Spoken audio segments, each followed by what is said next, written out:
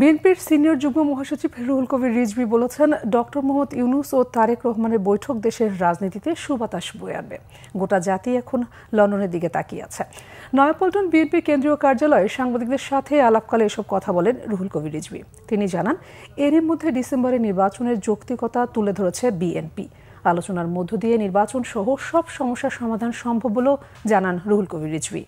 এ সময় প্রতিবেশী রাষ্ট্রের কঠোর সমালোচনা করে বিএনপির সিনিয়র যুগ্ম মহাসচিব বলেন, প্রতিবেশী দেশ বাংলাদেশের প্রতি ভয়ঙ্কর বিদ্বেষ পরায়ণ হয়ে উঠেছে। বিশেষ করে শেখ হাসিনার পতনে তারা হিংস্র হয়ে উঠেছে। বিদেশি তকমা দিয়ে সীমান্ত এলাকায় পুশিনের হিড়িক পড়ে গেছে বলেও মন্তব্য তার।